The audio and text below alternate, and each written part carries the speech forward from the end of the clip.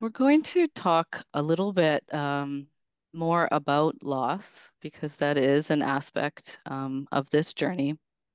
So, receiving a diagnosis of dementia or mild cognitive impairment is often accompanied by a series of losses. So, it can be helpful to both identify and acknowledge the secondary losses that follow as a result of a life-changing diagnosis. So, grieving secondary losses is a normal and healthy part of learning to adjust to our new normal. So, an example of a secondary loss may be the loss of the identity, the way that we saw ourselves and knew ourselves, or the loss of the future that you had planned. Retirement may not look the way you thought it was going to look. And when we identify these losses, we're better equipped to understand our own grieving process and give ourselves grace, as each loss is important. And it's important that we grieve each loss, and it's real and very valid. And so I'd like to give each of you an opportunity to talk a little bit about a loss that you've experienced. So can you share a secondary loss that has impacted you? And Heather, is it okay if I start with you? Sure. Um, it's my world. I was very fortunate that I was able to retire quite young, and so I didn't have to deal with uh, juggling work and caregiving. But retirement became caregiving became my retirement, and so as things progressed, I lost my own engagement in the community. I had to give up my volunteering. I had started a small business with a friend, and I had to step away from that. My world became, as my mother's world shrank, my world also shrank because she needed more support from me. And so um, it took quite a bit for me to gracefully let go of those things and accept uh, what life was becoming. But again, it was fulfilling. It wasn't burdensome. It was, um, I'm more of a positive, silver lining type of person. And I think that that helped me a lot because I knew at the end of the day that everything that I was losing, I would get back. And I just needed to focus on relationships and um, recognizing the value that caregiving uh, provided. Yeah. So it was, yeah. And then and then rebuilding afterwards, which is where I'm at now. Because at the end of the day, it was literally, okay, I don't do anything anymore. What is it that I do?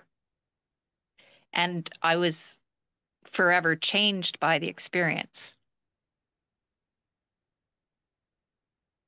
Thank you, Heather. And I think so much of navigating this journey is the perspective that we have. And yours is a beautiful one. And thank you for sharing that with us. And you have so many gifts that you're now giving to this community, and we appreciate that.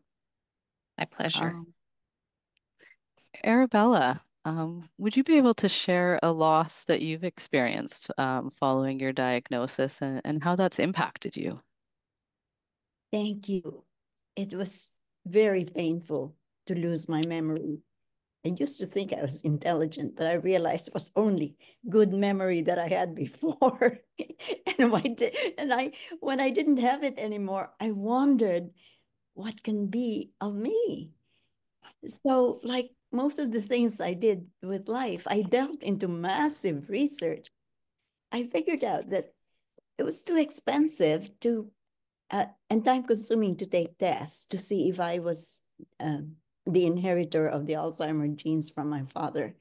So I Mm. set about doing what I can do, whether I actually inherited the genes or not. I canceled my cable TV and my Netflix subscription. Instead, I looked for Alzheimer's summits, management, and documentaries.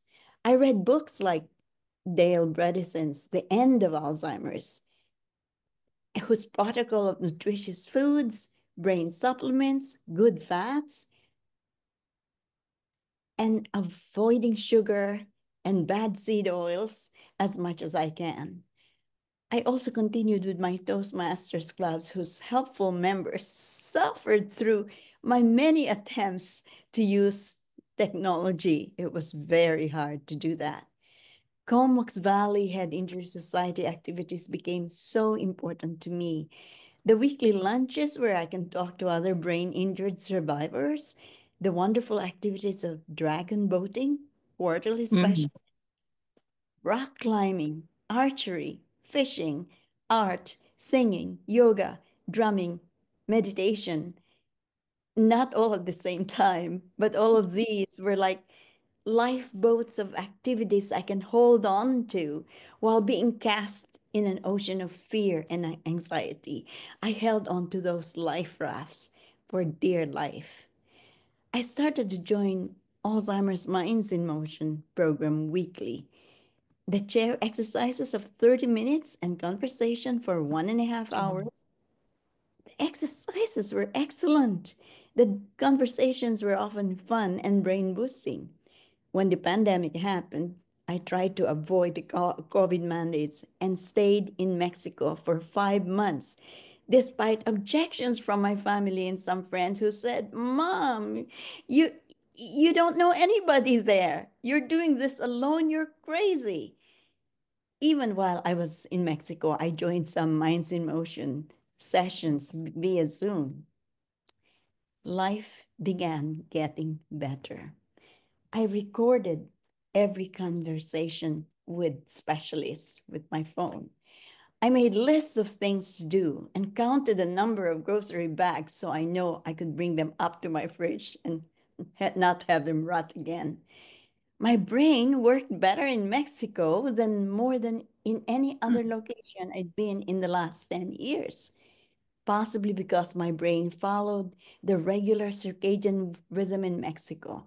I'd wake up and do my Qigong workout while watching the sunrise. I'd go to the swimming pool workout at 1 p.m. or swim in the ocean at sunset. I walked everywhere. Sometimes I ran for the bus or taxi, even though I fell twice during these runs. Mexico had so many beautiful scenery and yummy food, whether from street vendors or fine restaurants.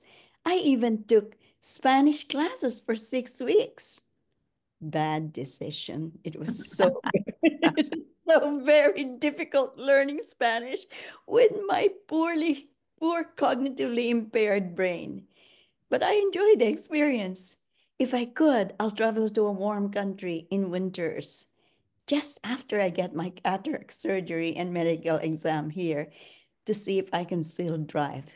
This time, I'll travel to a place where I don't have to learn a new language. And that was how I dealt with going through life with my diagnosis. Mm. Thank you, Arabella. And so, despite changes to your memory, you are a great example that you can still live well despite those changes. And there's the connection to your community and your social connections are so powerful part of living well and coping with this disease. So, thank you. Fred, can you share a little bit about a loss that you may have experienced following your diagnosis and how that's impacted your life? Yes, I can. I Thank you. um, figuring that the primary loss is length of memory, and as Mark Twain once said, I think of all the things I've ever lost, I miss my mind the Mind most. the most. But as far as secondary losses, it would it would quite easily be my own work. My curse is that I love what I do. I loved what I did, and I love what I do. It's a lot of fun. I get to interact with creative types, actors, writers, folks in the business of storytelling and inspiring other people's creation and appreciation of life itself. So that I miss. And uh, in addition to the generation of a certain amount of revenue each year, which is now diminishing with the diminishing of my job opportunities. We've put some little scaffolding in place. Rosie and my daughter, who's 33 and a very busy woman in her own career, have been helping me organize sort of a bon voyage year. 2025 will continue a reduction of work and good times with some clients that I've had for upwards of 40 years, 20 years, 15 years, hosting their conferences and special events, whether they are corporations or not-for-profit associations or government entities. I love that kind of work. I love being on the road. I love interacting with folks, seeing them on an annual basis, and actually becoming part of their occupational family, whatever industry it happened to be. It was like a series of family reunions every couple months to appear again amidst these different professional communities. That's my secondary loss, and I'm dealing with that. I'm dealing with that again with support from Rosie and my daughter, making sure I'm in the right place, the right time, uh, have my trousers on, that kind of stuff. At any rate, uh, yeah, it's funny to some, isn't it? But at any rate, uh, that's the secondary loss. The stuff I love, and I can remember my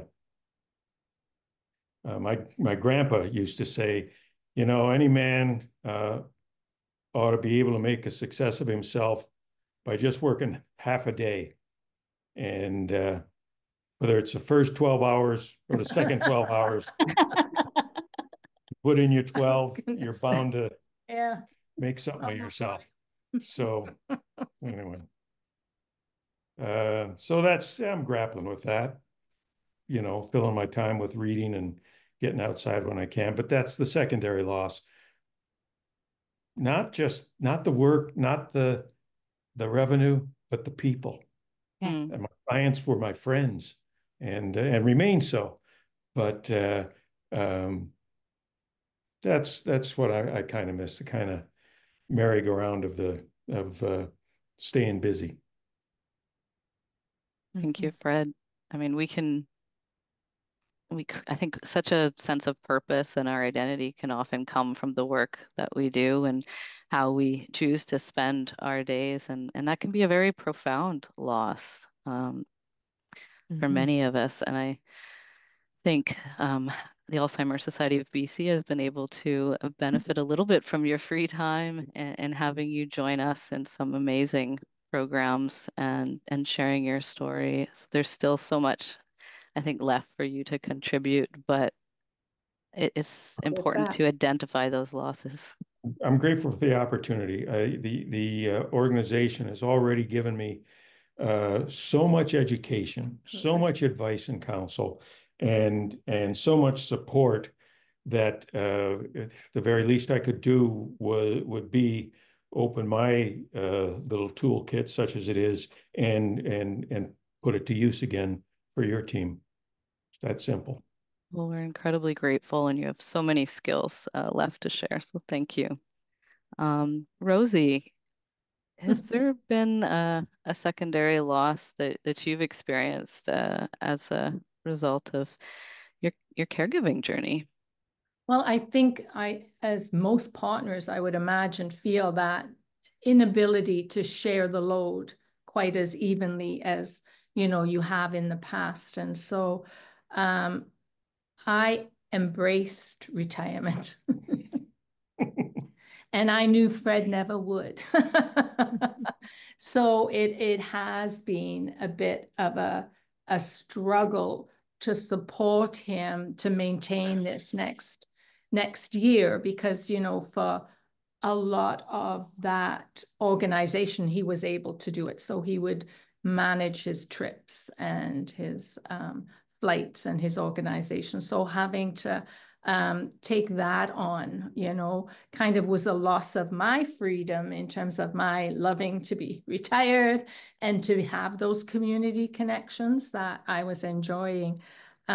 So part of this journey has been to try to help Fred come to terms, with the kind of retirement approach, which it's fine, and to look to fill that space with other things that would bring him as much joy. So yeah, you're right that, him starting to be involved with the Alzheimer's has definitely, filled that space. So that has relieved a little bit of the stress, and trying to find things that, to kind of reawaken some of the passions that he's let go. Music was a big thing when we were first together. Mm-hmm. And so I really encouraged Fred to pursue things like that. And so he did start taking ukulele lessons, which I was quite amazed that he embraced, because I thought he would say, yeah, no, not doing that, but it did, awaken that. So helping him kind of start to fill in those spaces, because I believe it's a natural process of kind of letting go of work. But I know that Fred identifies with a lot of that. So trying to find some of those connections in other ways. So, it's still a balance. And as I said, we're still at the beginning of the journey. And so I try not to look too far ahead and to take one day at a time, but there's definitely ups and downs. We've always been a couple who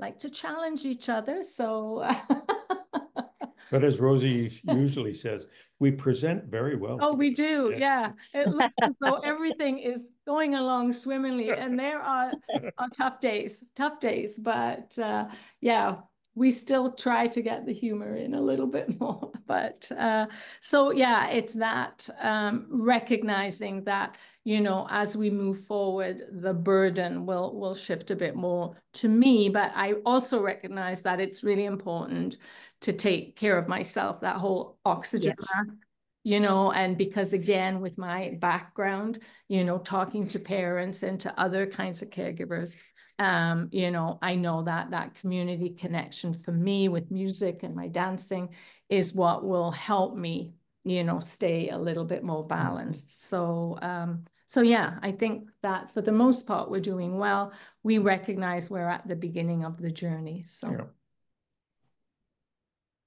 Thank you both. And I love that you brought up humor as a coping mechanism, because I have really enjoyed Fred's sense of humor and the chances that I have. Yes, I do. Could you just say that again while I've got.